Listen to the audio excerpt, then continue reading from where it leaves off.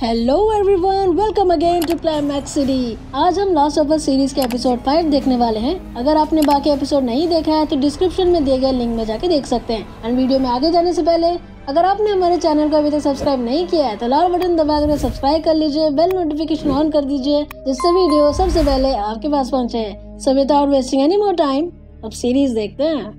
Episode 5 की शुरुआत में हम देखते हैं कि पीपल यानी कैथलीन की ग्रुप फेडरा के लोगों पर हमला कर दिए हैं और एक एक करके सबको मार दिया है।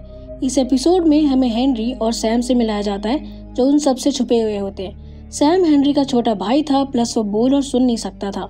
हेनरी सैम से इशारों में बात करता है और कहता है कि इधर उधर मत देखो और मेरे साथ रहना। यहाँ कैथलीन कुछ लोगों को कैद में रखी रहती है जो फेडरा के साथ दिया करते थे। कैथलीन उन सबसे हेनरी के बारे में पूछती है एंड उन्हें यकीन दिलाती है कि वो उन्हें नहीं मारेगी, सिर्फ 1-2 दिन का ट्रायल होगा फिर उन्हें छोड़ देगी। लेकिन कोई जवाब नहीं देने पर कैथलीन पेरी को सबको मार देने का ऑर्डर देती है। तभी उन लोगों में से एक पर्सन आंसर करता है कि वो एल्डरस्टन जो कोलैबोरेटर है उनके साथ है और उसके पास एक छुपने की जगह है, वो वहीं मिलेंगे, लेकिन वो प्लेस मुझे नहीं पता। कैथलीन ये सुनकर वहाँ से जाती है और पेरी को काम होने के बाद उन सभी लोगों को मार देने का ऑर्डर देती है, प्लस वो हेनरी की जगह को ढूंढने के लिए कहती है। नेक्स्ट सीन में हम देखते हैं कि सैम और हेनरी एक पुराने बिल्डिंग में जाते हैं और एल्डरस्टन के साथ ऊपर वाले कमरे में रहते हैं। एल्डरस्टन एक ओल्ड पर्सन रहता है और हेनरी को अश्योर करता है कि ये जगह सेफ है और फेडरा का एक ऑफिसर ही ये प्लेस के बारे में जानता है जो अभी जिंदा नहीं है। हेनरी, सैम और एल्डरस्टन वहीं रहने लगते हैं पर उनके पास सिर्फ 20 कैंस और 6 पाउंड जर्की है। जर्की एक प्रकार का फूड है जो मीट से बना होता है, लेकिन ये सिर्फ 11 दिन तक ही चलेगा। इसी बीच हमें पता चलता है कि सैम को ड्राइंग्स करना पसंद था, इसलिए वो पूरे कमरे में ड्राइंग करता रहता है। 10 दिन यूं ही निकल जाते हैं और हेनरी खिड़की से बाहर पीपल ग्रुप का सिक्योरिटी पैटर्न देख लेता है। सैम को काफी भूख लगने लगती है लेकिन कैन एक ही रहता है, इसलिए हेनरी उसे वेट करने के लिए कहता है जब तक एल्डरस्टन फूड लेके नहीं आता। एक रात पूरा बीत जाता है लेकिन एल्डरस्टन वापस नहीं आता, इसलिए हेनरी वहाँ से जाने का प्लान करता है। वो सामान वगैरह पैक करके डोर की तरफ जाता है कि तभी गोलियों की आवाज आती है। हेनरी विंडो से देखता है कि जोल कुछ लोगों को मार रहा होता है। हेनरी एक नया प्लान बनाता है और सैम को इशारों में समझाता है। रात हो जाता है। सैम और हेनरी साइलेंटली जोल और एली के रूम में जाते हैं और उन पे गन तान देते हैं। हेनरी उन्हें कन्विंस करता है कि वो उसे हर्ट नहीं करना चाहता और जोल पे ट्रस्ट करता है। जोल और एली भी उन पे ट्रस्ट करते हैं और साथ में खाते पीते रहते हैं। अगले दिन जोल और हेनरी सिटी से बाहर निकलने का प्लान करते हैं। हेनरी जोल को बताता है कि सिटी से बाहर निकलने के लिए हाईवे जाना होगा, लेकिन बाउंड्रीज में कैथलीन के लोग पहरा दे रहे हैं। इसका मतलब हमें टनल से गुजरना होगा। टनल से गुजरते हुए हम वेस्टर्न साइड पहुंच जाएंगे और पेडिस्ट्रियन ब्रिज से होते हुए भाग सकते हैं। इस पे जोल पूछता है कि प्लान तो अच्छा है, तो हमारी जरूरत क्यों है तुम्हें? हेनरी आंसर देता है कि इन्फेक्टेड लोगों की वजह से, क्योंकि फेडरा इन्फेक्टेड लोगों को टनल्स में डाल देते थे। लेकिन खुफिया खबर ये है कि फेडरा उन सभी इन्फेक्टेड लोगों को मार चुकी है, बट फिर भी अगर कोई हुआ तो गोली चलाने वाला कोई होना चाहिए और मुझे गोली चलाना उतना अच्छे से नहीं आता। प्लस हेनरी अपने कोलैबोरेटर होने वाली बात बताता है। इस पे जोल बहुत गुस्सा होता है और उस पे कम्प्लीटली ट्रस्ट नहीं करता, इसलिए जोल उसके साथ सावधानी के साथ रहता है। अगले सीन में हम देखते हैं कि जोल, सैम, एली और हेनरी किसी तरह बिल्डिंग में घुसते हैं और टनल्स की ओर बढ़ते हैं। टनल काफी अंधेरा होता है, इसलिए वो टॉर्च लाइट और गन के साथ धीरे धीरे आगे बढ़ते हैं। पूरा टनल खाली रहता है और कोई भी इन्फेक्टेड पर्सन वहाँ नहीं रहता। बहुत जल्द वो टनल के एंड में पहुँच जाते हैं जहाँ एक दरवाजा रहता है और किसी बच्चे ने दीवारों और दरवाजे में पेंट किया था। जोल धीरे से दरवाजा खोलता है और देखता है कि वहाँ कोई नहीं रहता। वो सब अंदर जाते हैं और कुछ देर वहीं रुकते हैं। प्लस जोल हमें ये भी बताता है कि आउटब्रेक के समय लोग अंडरग्राउंड हो जाते थे और कुछ रूल्स फॉलो करते थे ताकि वो इन्फेक्ट ना हो, बट शायद किसी ने रूल तोड़ दिया होगा और अपने साथ बाकी लोगों को भी इन्फेक्ट कर दिया होगा।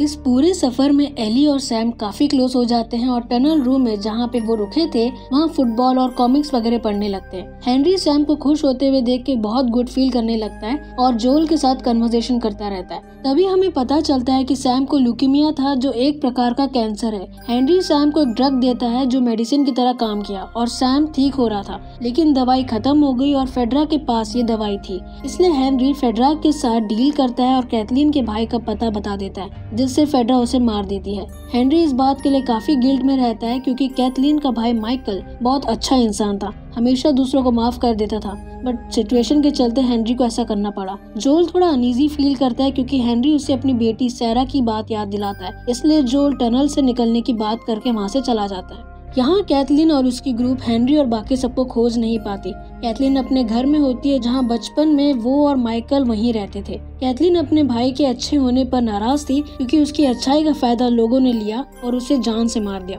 प्लस माइकल आखिरी बार कैथलीन को जेल में सबको माफ करने के लिए कहता है, बट कैथलीन उसके अपोजिट सबको मार दी होती है। कैथलीन ये सारी बातें अपने राइट हैंड पर्सन पेरी से कह रही होती है। पेरी उसे शांत करवाता है और उसे मोटिवेट करता है। दूसरी तरफ जोल और बाकी सब टनल से बाहर आ जाते हैं और प्लान के मुताबिक वेस्टर्न साइड की तरफ जा रहे होते हैं कि तभी उन पे गोली चलती है। वो कार के पीछे छुप जाते हैं और देखते हैं कि सामने वाली बिल्डिंग से कोई गोली मारता है। जोल बाकी सबको वहीं रुकने के लिए बोलता है और पीछे रास्ते से बिल्डिंग की तरफ जाता है। एली उसे मना करती है लेकिन जोल फिर भी जाता है। वो जंगलों से गुजरते हुए बिल्डिंग के पीछे रास्ते से अंदर घुसता है और धीरे धीरे उसी रूम में जाता है जहाँ से गोली चल रही थी। कमरे में एक ओल्ड मैन जिसका नाम एंथनी रहता है, वो गोली चला रहा होता है। जोल उसे समझाता है लेकिन वो नहीं मानता और मजबूरन उसे गोली मारना पड़ता है। इतने में रेडियो से कैथलीन की आवाज सुनाई देती है जो कह रही होती है कि वो वहाँ पहुँच रही है। जोल ये सुनता है और बिल्डिंग से बाकी सबको भागने के लिए कहता है, पर तब तक बहुत देर हो जाता है। कैथलीन और उसकी ग्रुप वहाँ आ जाती है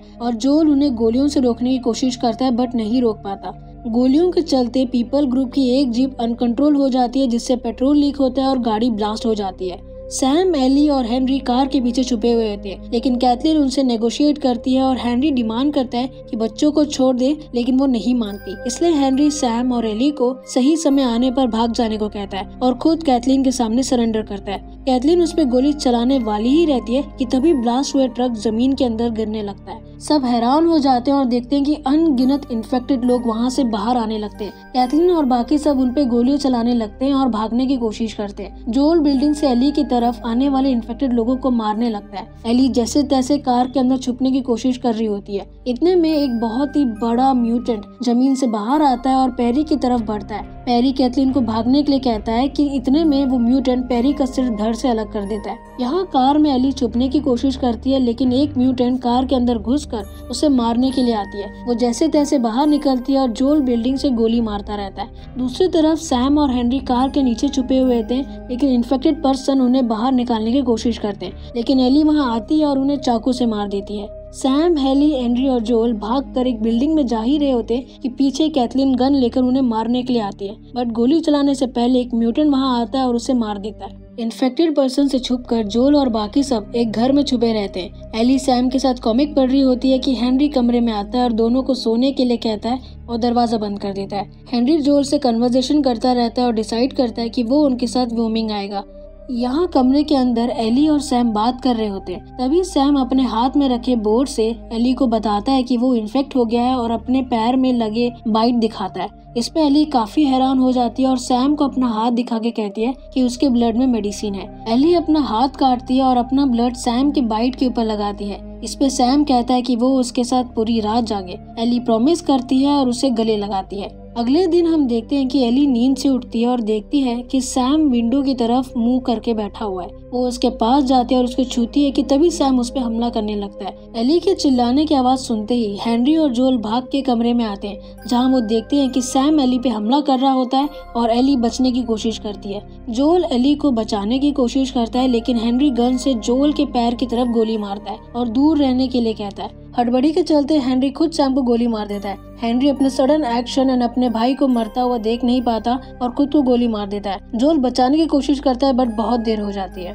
एपिसोड के एंड में हम देखते हैं कि जोल और एली साथ में मिलकर हेनरी और सैम को दफनाते हैं। एली सैम के बोर्ड पर सॉरी लिखती है और उससे सैम के कब्र के ऊपर रख देती है और वो दोनों वापस अपना सफर जारी रखते हैं। सो गाइस, ये थी आज की एपिसोड। आई होप आपको ये एक्सप्लेनेशन अच्छा लगा होगा और अगर अच्छा लगा है तो मेक श्योर आप लाइक करें, शेयर करें अपने फैमिली फ्रेंड्स को और कमेंट करना मत भूलिएगा। मिलते हैं नेक्स्ट वीडियो में, तब तक के लिए गुड डे।